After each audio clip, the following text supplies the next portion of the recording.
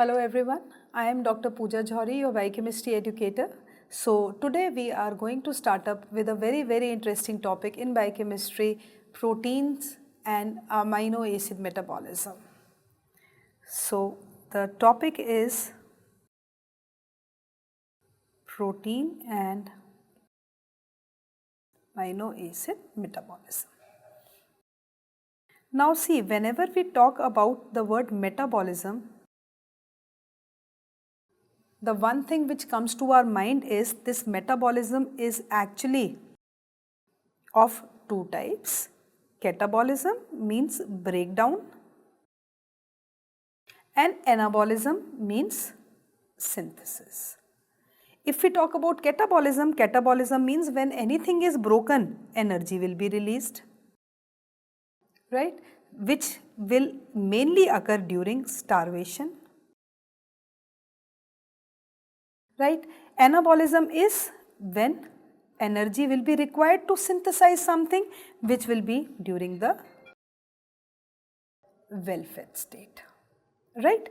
So here the topic is proteins. Now if we look at proteins, we know that proteins are the only macromolecules which have nitrogen in them. If we see the structure of carbs, if we see the structure of fats, only proteins are the ones which have nitrogen in them.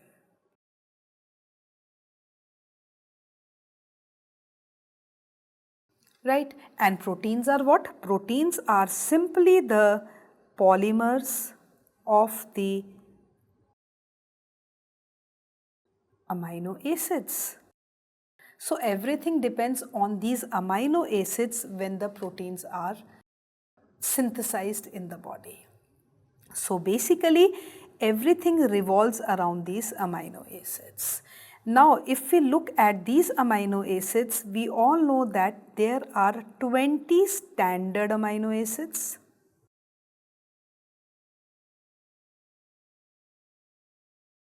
But there do exist 21st and 22nd also. If we talk about 21st amino acid, 21st is selenocysteine and 22nd is pyrrolysine. Right, but still we don't count them as 22. We always give them a separate position. Why? Because selenocysteine and pyrrolysine both are coded by nonsense codons.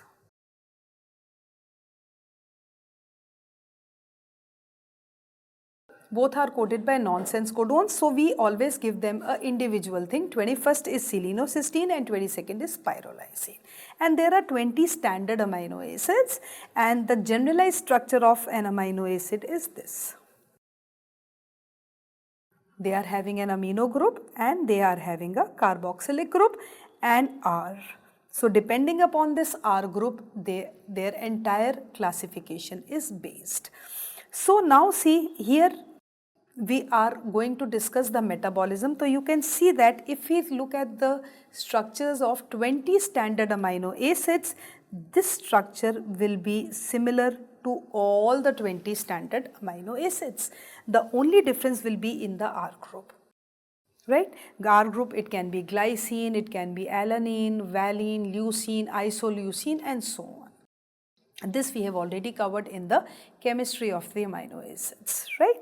So here if you see the structure, we can say that the metabolism of these amino acids strictly reflects this nitrogen, it strictly reflects this carboxylic group. And these amino acids are acting as amphoteric substances also, which means that they can behave as an acid as well as a base, or they are amphoteric in nature. And they have a Zwitterion structure. And they can be separated by the basis of that isoelectric point. But this all we cover under chemistry. Now coming over to the metabolism, we can say that if we look at the generalized structure of all the 20 standard amino acids, we can say that metabolism can be as per the carbon skeleton, as you can see, because this will be common for all the 20 amino acids, and as per the nitrogen skeleton. So if we see the amino acids as per carbon skeleton, they are categorized into 3 divisions. They can be glucogenic, they can be ketogenic, and they can be both, means glucogenic as well as ketogenic.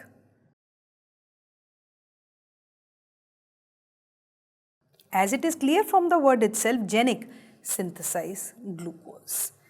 Ketogenic, synthesize, it is related to some ketonic group, means acetyl coenzyme or propenyl coenzyme. Glucogenic and ketogenic, both.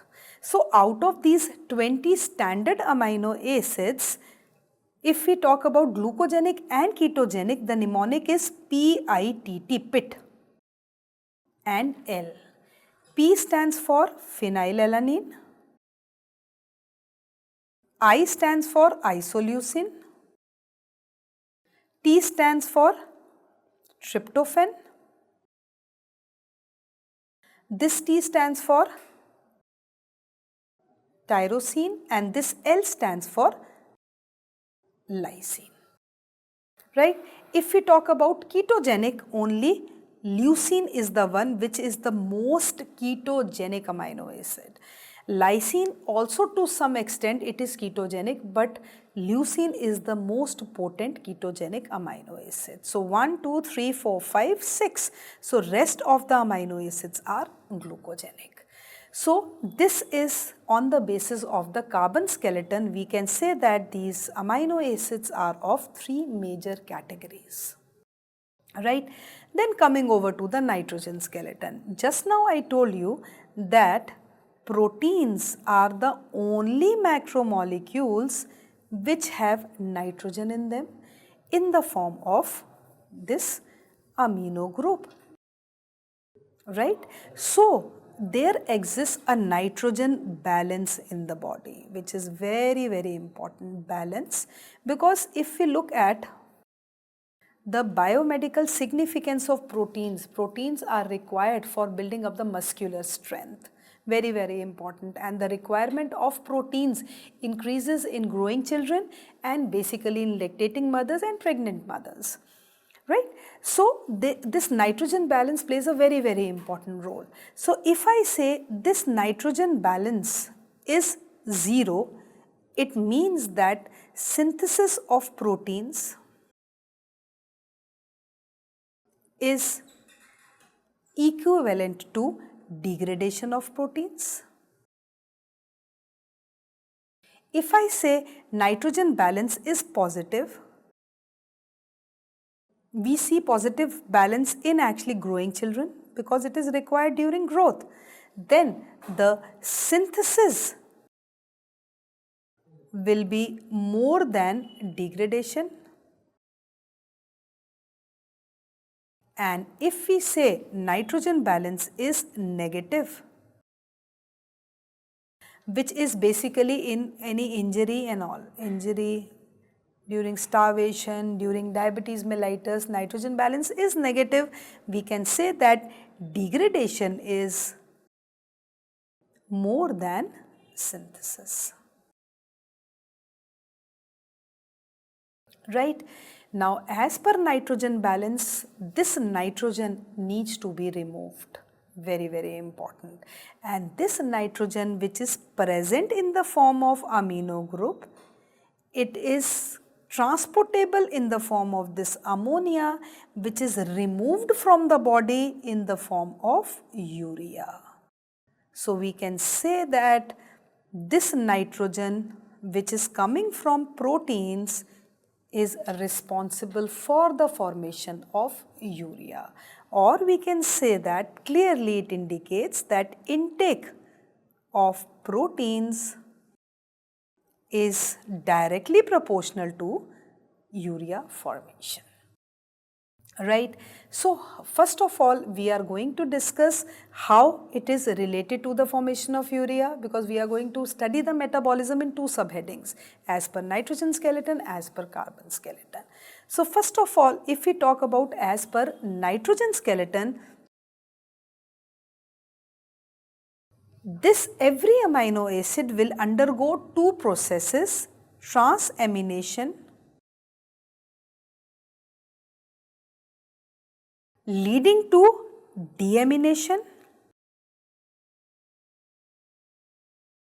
finally leading to the formation of urea. So, this will be the fate of the amino acids as per their nitrogen skeleton, and this is how we are going to study in this video. So, first of all, transamination. Now see, as it is clear from the word itself, trans means transfer, amination amino group. So how do we define transamination? It is simply transfer of an amino group. कहाँ से? Obviously from an amino acid. किस पे? To whom? To a keto acid to form a new amino acid and a new keto acid. Right? So, how do we define transamination? Simple, it is a transfer of an amino group from an amino acid to a keto acid to form a new amino acid and a new keto acid. Right? So, whenever we talk about a process, we have to see the enzymes. So, transamination, the enzyme is transaminases or aminotransferases.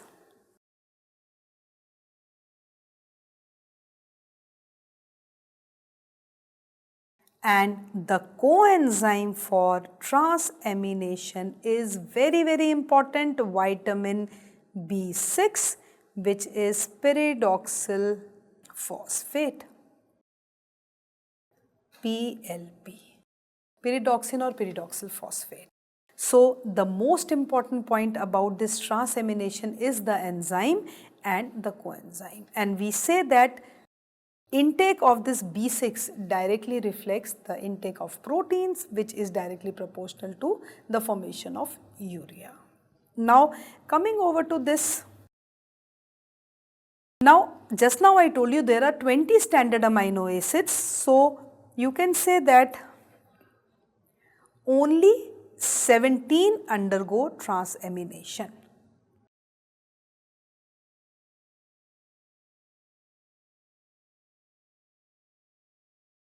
3 do not undergo transamination, and what are those 3 amino acids? For that the mnemonic is polythene,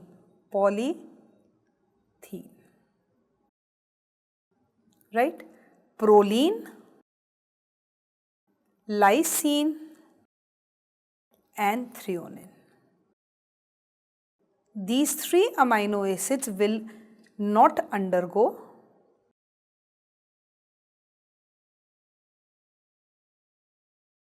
transamination,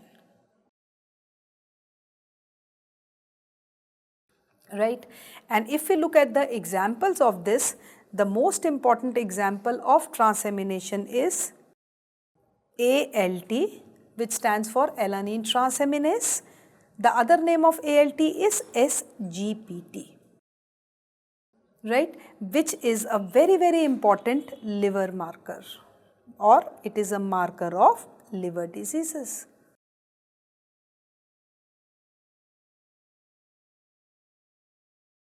And the another example of this is AST, the other name of AST is SGOT, which is a cardiac marker.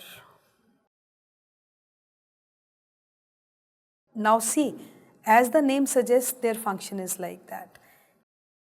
ALT, alanine transaminase. So what happens is, alanine is the amino acid. Alpha ketoglutarate is a keto acid. Since transamination is a reversible process, it forms GPT, means glutamate pyruvate. So glutamate is the new amino acid and the keto acid is pyruvate. Enzyme will be transaminases and coenzyme will be B6. Now S stands for serum, G stands for glutamate, P stands for pyruvate and the reaction is transaminase. Then second is AST. So the reaction is aspartate again plus alpha ketoglutarate. This is the enzyme. What it is going to form? GOT, which means glutamate plus oxaloacetate. Right? Again, the enzyme is transaminase and the coenzyme will be B6. Now, if you look at both the reactions, you can see the amino acid, first amino acid is different, keto acid is same. The new amino acid is same, but the keto acid is different.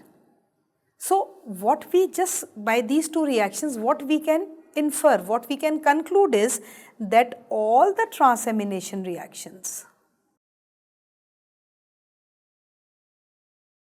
will focus on two things. One is alpha ketoglutarate, which is a keto acid, and glutamate, which is a amino acid. Right? So if transamination keeps on going, what will happen? It will lead to increased concentration of glutamate, which itself is an amino acid. So this glutamate has to undergo a different fate, one thing. Okay? So this is what is transamination. Right? I'll just focus on the important points. First of all, the definition: simple transfer of an amino group from an amino acid to a keto acid to form a new amino acid and a new keto acid. Examples you have to remember, because sometimes a question is asked ki which of the following amino acid will not undergo the process of transamination. For that, mnemonic is polythene, proline, lysine, threonine. ALT is the example and AST is the example. ALT is a marker of liver diseases, and one thing very important is alanine is considered to be a very important, the most potent glucogenic amino acid. And aspartate, it is a cardiac marker commonly known as GOT. Right. So if we look at transamination reactions, we can say there will be increased concentration of glutamic acid in the body, and glutamic acid itself is an amino acid. So what will be the fate of glutamic acid in the end? Right. So that is what we are going to discuss. So abhi just now I can just, if I have to make the gist of it, I can say that transamination will lead to formation of glutamic acid. Second, I told you deamination, right?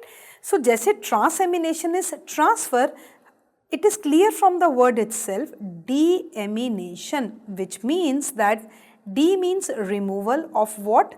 Amino group. So deamination is defined as a process of removal of the amino group, because ultimately we have to focus on nitrogen, which has to be removed from the body in the form of urea, and we are all ureotelic organisms, isn't it? So there will be the removal of this amino group. Now this deamination is of two types. One is oxidative deamination and second is non-oxidative deamination. Now it is clear from the word itself, oxidative means it requires oxygen. Non-oxidative means it does not require oxygen, right? So if we consider this oxidative deamination, it is very important in a sense that this oxidative deamination mein the enzyme, it is actually auto-oxidizable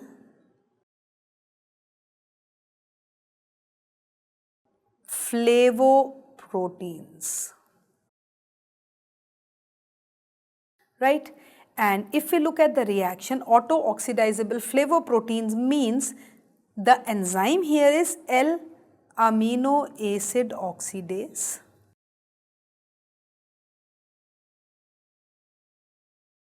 Right? And it requires, I'll just show you the reaction. What is happening is simple, L-amino acid will be there. This in the presence of this L-amino acid oxidase will form a intermediate. Whenever we write square brackets, that means it is an unstable compound, and it will immediately remove this amino group and it will be converted to a keto acid. Now why it is auto-oxidizable flavoproteins? Because this is coupled with degradation of hydrogen peroxide.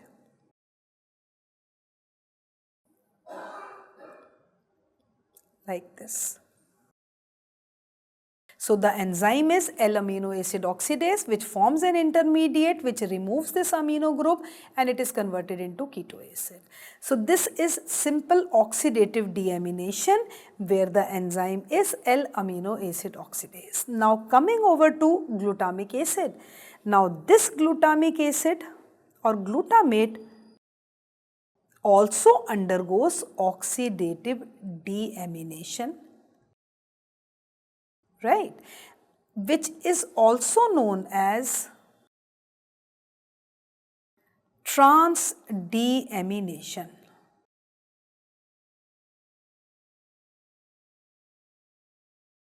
Right. Now what is the reaction like? Because see, just now I told you all the transamination reactions are giving rise to glutamic acid. So what is the fate of this glutamic acid? It has to undergo a coupled process in which removal will be there, means transfer followed by removal. Means first of all the amino group will be transferred, immediately it will be removed. So it is also known as transdeamination because it's a coupled process.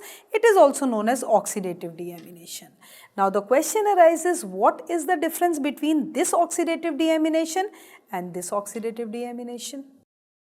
If we talk about oxidative deamination of glutamate, the enzyme here is totally different.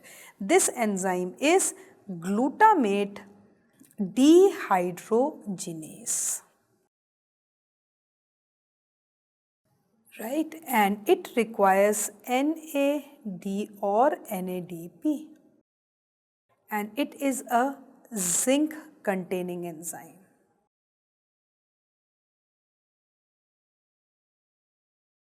So this is the basic difference, and what happens is this glutamate, there it is not coupled with, so first of all no H2O2 involvement is there. So this glutamate in the presence of GDH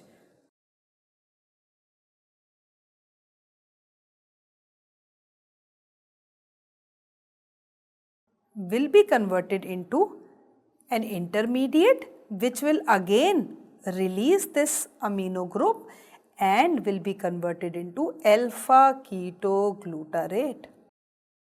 So see how interesting it is that glutamic acid undergoes oxidative deamination or transdeamination in the presence of enzyme glutamate dehydrogenase to form alpha ketoglutarate, which is actually,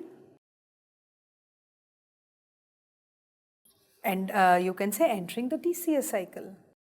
but the enzymes are different. If you see, if we talk about generalized oxidative deamination of an amino acid, the enzyme has to be L-amino acid oxidase. But whenever we talk about the oxidative deamination of glutamic acid, it has to be glutamate dehydrogenase, and this reaction, most important, this reaction takes place in the liver. Very, very important. Right? So, be it transamination, be it oxidative deamination, ultimately what we are getting is, we are getting this amino group which is actually present in the form of this ammonia only. अब the tragedy with this ammonia is that this ammonia cannot move in free form. There are so many ifs and buts to it. But if we see the biochemical basis, in a simplest language, if I say what is the biochemical basis, that if this ammonia moves in a free form, it is going to aminate the keto acids.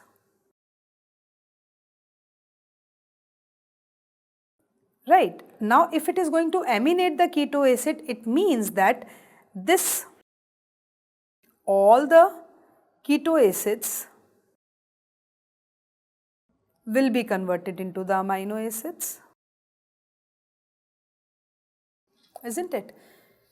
Whether we talk about alpha ketoglutarate, whether we talk of pyruvic acid, whether we talk of oxaloacetate, all the amino acids.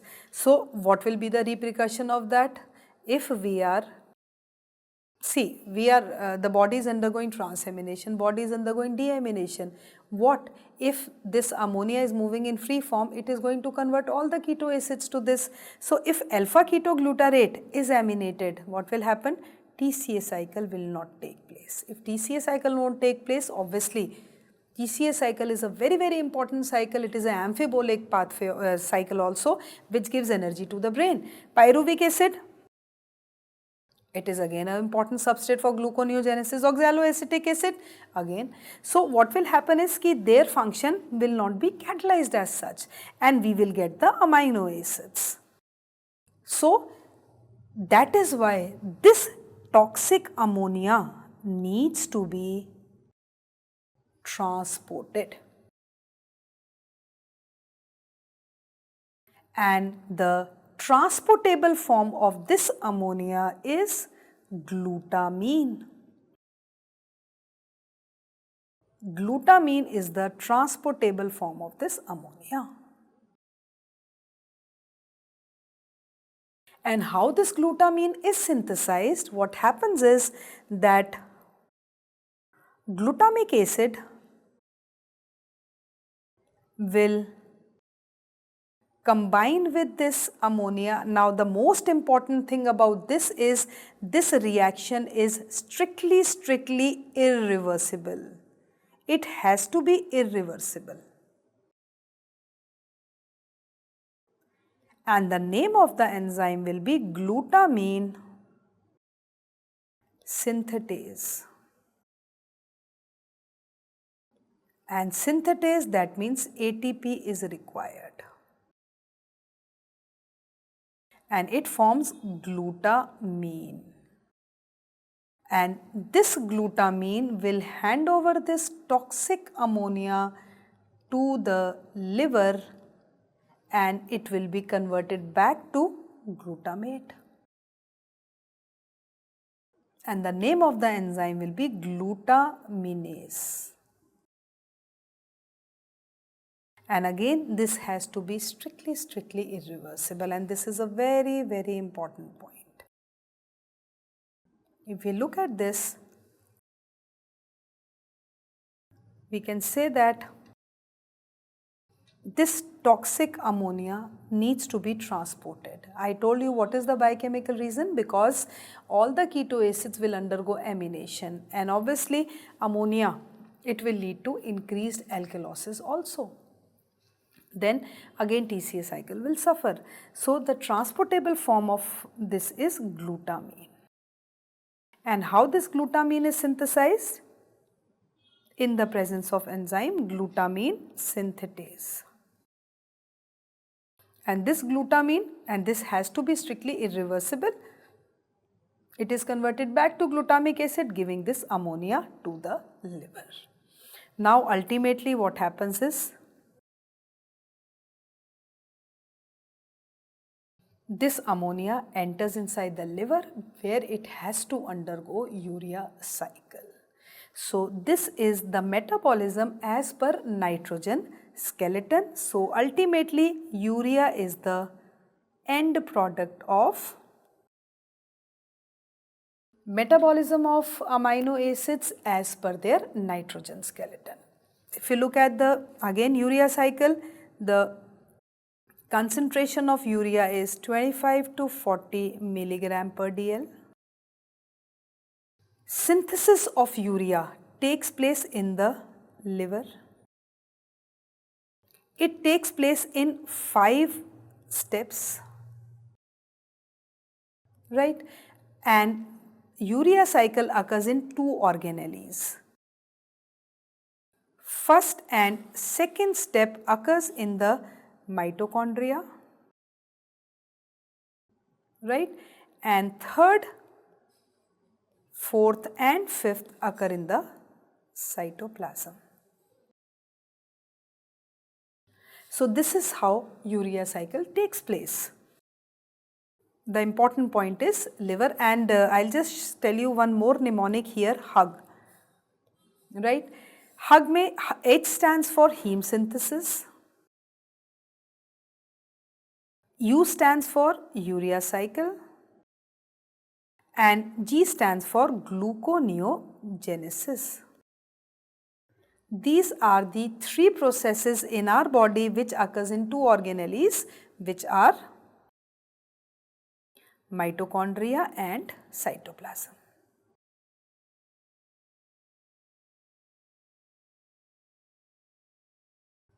Right, now let's study this urea cycle.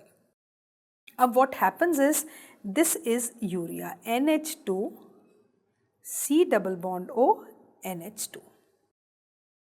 This amino group comes from aspartate. It comes from bicarbonate ions, and this amino group comes from the amino acid.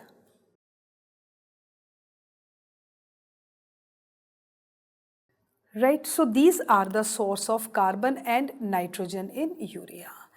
So now what happens is, if we talk about urea cycle, simple, it consists of 5 steps. Bicarbonate ions combine with ammonia,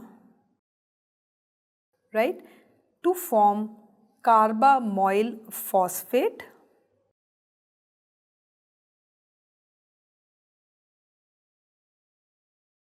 The enzyme here is CPS1, which stands for carbamoyl phosphate synthetase 1. Whenever we talk about synthetase, always remember ATP. 2 ATP will be involved, converting into ADP plus inorganic phosphate. Right? Now, once this carbamoyl phosphate is produced, this carbamoyl phosphate combines with ornithine and it forms citrulline.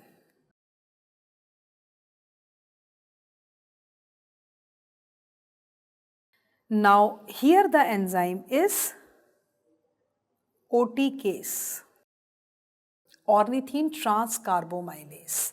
Then this citrulline combines with aspartate to form arginosuccinate. Since synthesis of arginosuccinate is there, so the enzyme is arginosuccinate synthetase. And again synthesis is there, so we can say ATP is converted into AMP plus PPI, forming arginosuccinate. Now this arginosuccinate is converted into, it splits up into arginine, forming or giving out fumarate. And the name of the enzyme is arginosuccinase. Then comes the last enzyme. Arginine is converted into citrulline, ornithine, in the presence of enzyme arginase, giving out urea. So you can see this is the simplified version of urea cycle, and if we look at the steps, you can say that first and second, this is first, this is second, they occur in the mitochondria, and third, fourth and fifth occur in the cytoplasm. And the full forms of these enzymes are CPS1 is carbamoyl phosphate synthetase 1. OTcase is ornithine trans carbomylase. Then ASS is arginosuccinate synthetase. AS stands for arginosuccinase lyase.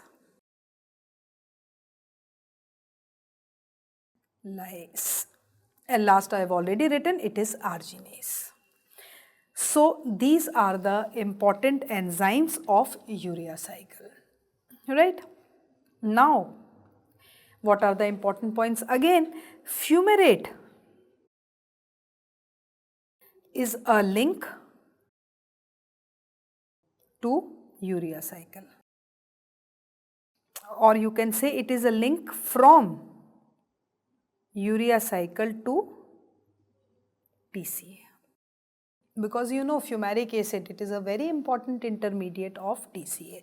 So this fumarate which is coming from this urea cycle, it will enter into TCA. Then coming over to the energetics, if we talk about the energetics of urea cycle, we can say that 3 ATP are utilized, as it is a anabolic process. Consumption of ATP is there. And if we talk in terms of pyrophosphate, we can say 4. Why 4? Because if you see 1 here, 2 here, and pyrophosphate is there. So 4 inorganic phosphates will be there. So this is the energetics. Then coming over to the most important point about this is the rate limiting enzyme. A rate limiting enzyme, if we talk about urea cycle, it is CPS1. Very, very important, which stands for carbamoyl phosphate synthetase 1. And again, this CPS actually, carbamoyl phosphate synthetase, it has 2 sites. It is a bifunctional enzyme, CPS1 and CPS2. What is the basic difference between CPS1 and CPS2? First of all, it is the site. CPS1 is an enzyme which is present in the mitochondria. CPS2 is present in the cytoplasm. Second important difference is that CPS1 is a rate limiting enzyme of urea cycle, and CPS2 is a rate limiting enzyme of pyrimidine biosynthesis, right? And third is, if we look at the substrates, substrates for CPS1 are bicarbonate ions plus ammonia, whereas here the substrates are bicarbonate ion and glutamine. So whenever the question is asked the rate limiting enzyme of urea cycle, it has to be CPS1, not CPS2, not only CPS. So this is a very, very important point. Then coming over to the last segment of this, inborn error of metabolism.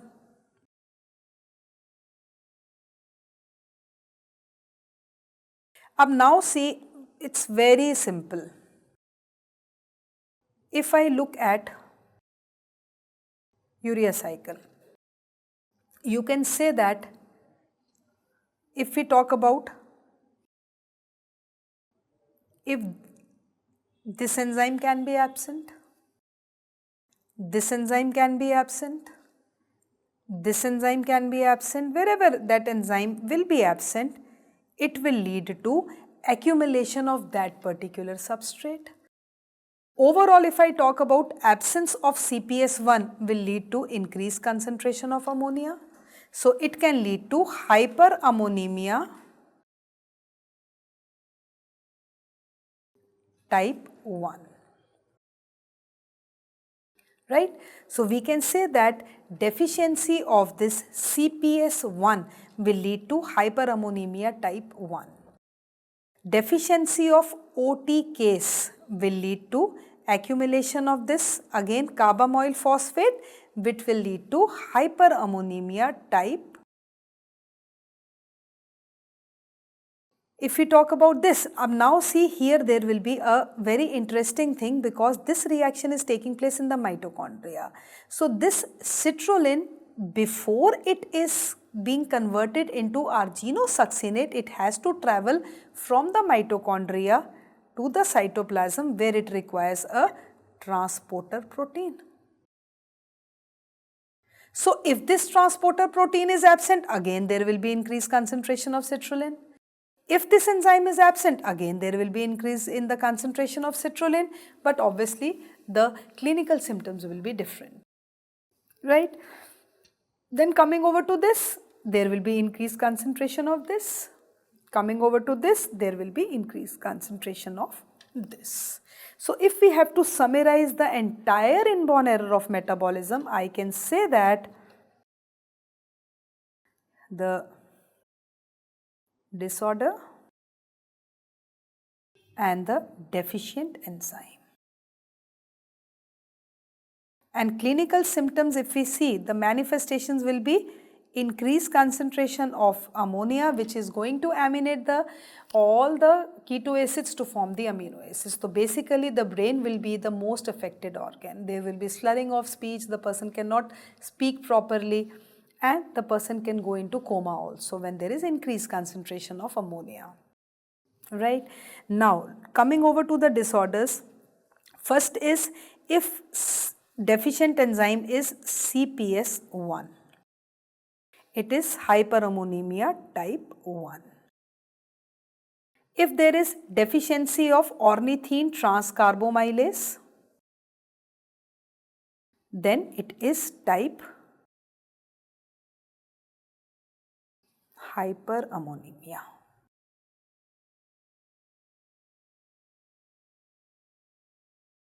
Right? And then if citrin transporter is absent and if arginosuccinate synthetase is absent, it will lead to citrullinemia.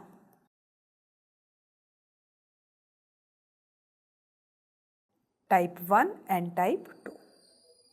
This will be type 2, this will be type 1. Right? Then moving on to the fourth one, if there is, this is arginosuccinate synthetase. If there is absence of arginosuccinase lyase, it will lead to arginosuccinic aciduria.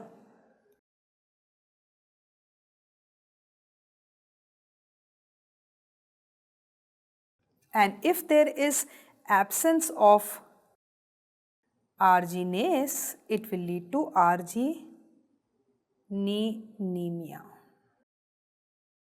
So these are the inborn error of metabolism which are due to the absence of the enzymes. Then one more is there. If we talk about the reaction 1, I'll just take you to that reaction again. Here NAG is a positive allosteric modulator.